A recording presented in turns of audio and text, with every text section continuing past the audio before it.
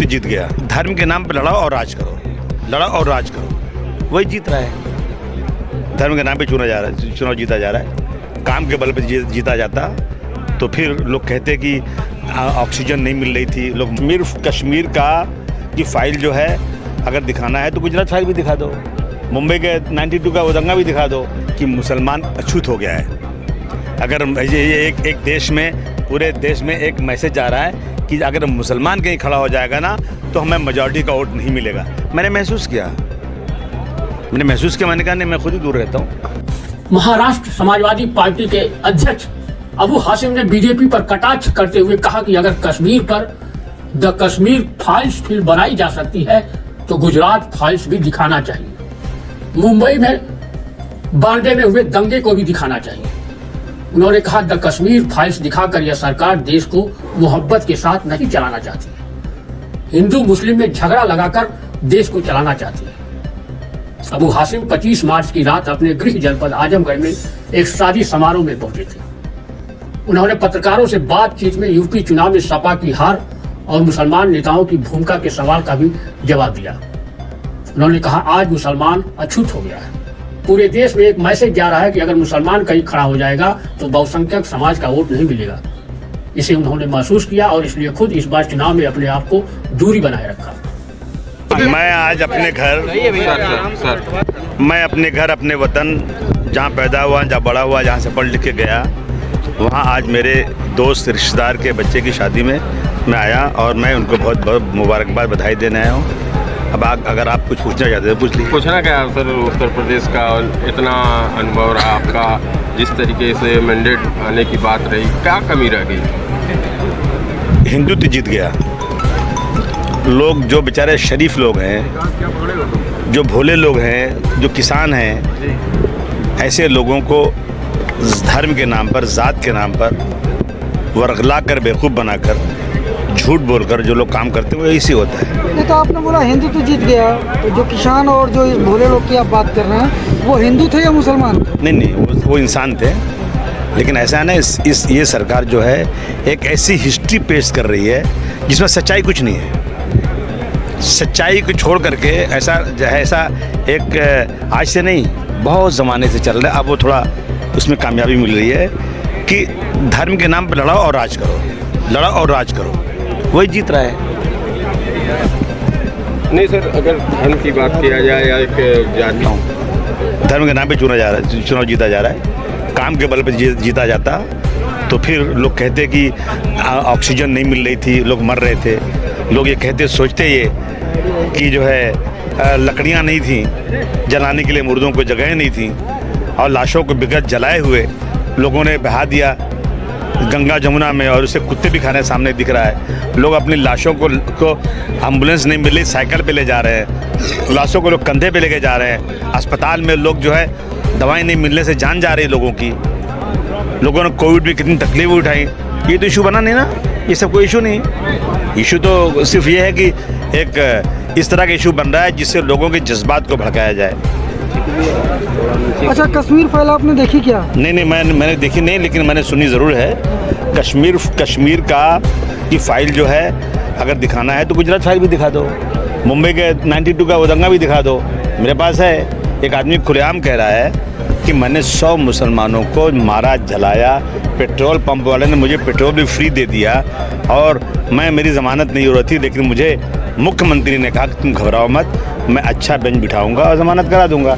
मैं नहीं कह रहा हूँ ये बात, ये मेरी बनाई बात नहीं, मेरे पास है, इसमें है टेप में। और वो छूट कर आ गया। एक दिन अच्छी बेंच बिठाया, छूट कर आ गया। वो औरत कह रही है कि नीचे से बच्चे, जो प्रेग्नेंट औरतें थीं, सरिया डाल दिया नीचे से ऊपर तक, और कितने औरतों को मार दिया, तलवार से पेट फाड़ के बच्चों को मार दिया।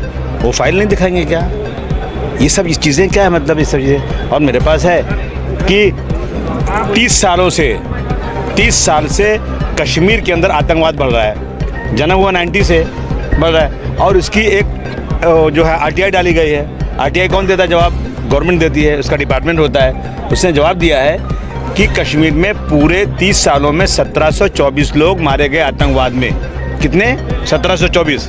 उसमें सिर्फ 89 पंडित हैं, यानी 1724 के 5%। बाकी सब मुस्लिम है और थोड़े से सिख है, समझा आपने। तो मारे गए कितने 89.5% और 95% कौन मारा गया? मुसलमान मारा गया। वो फाइल नहीं दिखा रहा, वो बता नहीं रहे हो आप। और उसके बाद वहाँ से प्लान किसने किया? प्लान करने वालों में 1,57,000 से ज़्यादा लोग हैं, 2,57,000 शायद हैं, हाँ। और उसमें 12,000 मुसलमान हैं, बाकी सब पंडित हैं। तो प्लान किसने किया? जो कश्मीर में रहता था अपनी ज़मीन को छोड़कर चला गया वहाँ से, और जो मारा जा रहा था ज़्यादा वो वहाँ बैठा हुआ है। अब उल्टा दिखा रहे हो आप इससे। और ये पूछा गया कि साहब अब सरकारें तो उन्हीं की चली रही, 15 सालों से सरकार उन्हीं की, उसके पहले भी थी, जगमोहन थे वहाँ पे, वही सरकार उनकी थी। तो आपने अब कश्मीरियों को लाया क्या? तो 7 महीने से उसका जवाब ही नहीं दे रहे। अंधेर नगरी चौपट राजा, ऐसी चीज़ें सिर्फ इसलिए लाई जा रही हैं कि यहाँ के हमारे हिंदू भाइयों के दिलो दिमाग में मुसलमानों के खिलाफ एक ऐसा झगड़ा हो जाए कि फिल्म देखने के बाद, आने के बाद वैसे जज्बात में आते हैं कि जहाँ कोई मुसलमान ने मार दो इसको, काट दो इसको। ये क्या है? ये देश चलेगा इस तरह से क्या? यानी इस तरह देश नहीं, देश चलेगा मोहब्बत से, प्यार से। अब आज जो है कहीं गीता बांटी जा रही है, गीता, अरे गीता पढ़ना है तो घर में पढ़ो। मैं गीता क्यों पढ़ूँ? मैं मुसलमान हूँ, मैं कुरान पढ़ूंगा। लेकिन आप स्कूल में कंपलसरी करना चाहते हो गीता। हम उसकी गीता पढ़ना चाहिए, हर हिंदू को पढ़ना चाहिए गीता, हर अच्छे इंसान को गीता पढ़ना चाहिए, उसकी मालूमात देना चाहिए। लेकिन मुझे कंपलसरी कैसे कर सकते हैं आप? क्या मैं कुरान को कंपलसरी कर रहा हूँ क्या? ये सब चीज़ें जो है ना, सिर्फ एक एक चीज़ों को देखेंगे आप ना, देश जो है जुनूसाइड की तरफ बढ़ रहा है, देश जो है ना कत्लेआम खून की तरफ बढ़ रहा है, नफरत बढ़ रही है, इसलिए देश का नुकसान होगा। कहते हैं जलेंगे हम तो जल जाएगा सारा गुलसिता माली, समझ मत सहने गुलशन में मेरा ये आशियाना है। आग लगेगी तो सबका घर जलेगा। देखिए ऐसा है ना कि जो फांसी की सज़ा हुई है वो फैसला आखिरी नहीं है, वो निचली कोर्ट का फैसला है। और किस कोर्ट का फैसला है? गुजरात की कोर्ट का। वही गुजरात जहां बेस्ट बेकरी का केस, जहां बिल्किस बानो के केस में कोर्ट को कहना पड़ा कि गुजरात की अदालत में फैसला नहीं होगा सही, इसको मुंबई की अदालत में ले जाओ। तो मुंबई की अदालत में मुकदमा चला, वही गुजरात है ना। और अभी 38, पूरी दुनिया में 38 लोगों को एक साथ फांसी कहीं हुई है आज तक? ये तो सिर्फ उस फैसला 6 महीने से रोक कर रखा हुआ था, इंतजार था कि इलेक्शन आएगा, ये फैसला सुनाएंगे और पोलराइज करेंगे। ईच एंड एवरीथिंग एवरीवेयर से पोलराइज। देखिए अगर कोई आतंकवादी है ना, उसको सजा होनी चाहिए। लेकिन आप सुन लीजिए, ठाकुर प्रज्ञा सिंह, पुरोहित, पांडे, जो लोग पकड़े गए हैं बम ब्लास्ट के अंदर मालेगांव में, कौन कोर्ट में केस कौन ले जाता है? सरकारी वकील। गवाह कौन पेश करता है? सरकारी वकील। जज के पास कागजात कौन देता है? सरकारी वकील। सरकारी वकील कह रही है मुंबई के अंदर कि मुझे ऊपर से दबाव है कि इन मुलजिमों के खिलाफ आप जो है नरमी बरतो। अब क्या हो रहा है? वो सब छूट रहे हैं, कोई सज़ा किसी को होगी नहीं। अगर आप जज के पास सारे सबूत नहीं दोगे तो सज़ा कहाँ से होगी? तो ऐसा है ना भैया कि अब कोर्ट है, कचहरी है, ईडी है, इनकम टैक्स है, ये सब का सब साहब के हाथ में है। जिस तरह से विधानसभा चुनाव में आपकी सक्रियता उत्तर प्रदेश में नहीं रही, क्या रीज़न रहा? हाँ, रीज़न उसका वो बताया। तो रीज़न ये है ना कि मुसलमान अछूत हो गया है। अगर ये एक देश में, पूरे देश में एक मैसेज जा रहा है कि अगर मुसलमान कहीं खड़ा हो जाएगा ना तो हमें मेजॉरिटी का वोट नहीं मिलेगा। मैंने महसूस किया, मैंने कहा नहीं, मैं खुद ही दूर रहता हूँ। मैंने देखा कि कांग्रेस पार्टी ने अहमद पटेल जो बहुत बड़े लीडर उसके हैं, जब कभी मनमोहन सिंह से मिलना होता था, मनमोहन सिंह को मिलना सोनिया जी से बिना अहमद पटेल के परमिशन के नहीं मिलते थे। उतना बड़ा कद था उनका। लेकिन गुजरात के इलेक्शन में उनको नहीं उतारा गया, ये मुसलमान है, अगर ये उतर जाएगा ना तो मेजॉरिटी वोट नहीं मिलेगा। ये चीज़ें तो मैं मुंबई में काम करता हूँ, मैंने 6 महीने काम किया यहाँ पे। उसके बाद मैं टेलीफोन पर काम करता रहा, लेकिन मैं नहीं गया इधर कि हमारी शक्ल देख करके ये लोग ज़बरदस्ती पोलराइज करने की कोशिश करते हैं। बाकी मैंने 100 जलसे किए मुंबई में, 100 जलसे। और मैंने कहा मुसलमानों से कि तुम रसूलुल्लाह को मानते हो? कहा बिल्कुल मानते हैं। मैंने कहा उनके लिए उनके कहे काम करोगे? करेंगे। मैंने कहा जाओ आज से जहाँ जहाँ हिंदू रहते हैं महलों में चिल्ला कर कहो कि रसूलुल्लाह का हुक्म है कि अपने पड़ोसी के साथ अच्छे ताल्लुकात करो। भले तुम्हारे महल्ले में बहुत सारे हिंदू हों, लेकिन एक हिंदू को तकलीफ हो से कहना सारे हिंदुओं को छोड़ दो, मुसलमान अपने बदन का खून देकर तुम्हारी मदद करेगा, जान बचाएगा। ये हमारा इस्लाम का पैगाम है, ये आम करो। लेकिन ये टीवी वाले नहीं दिखाएंगे ना तो आपके जो मालिक लोग हैं ना वो देख सुन लें, उनका कलेजा फट जाएगा। तलवे चाटते हैं वो लोग, सुनो, तुम्हारे मालिक लोग तलवे चाटते हैं मोदी के, बीजेपी के, और जो है सच्चाई दिखाते नहीं। जो सवाल पूछना चाहिए वो नहीं पूछते। बोलो और क्या पूछना है? अच्छा एक बात बताइए, क्या देखते आएंगे?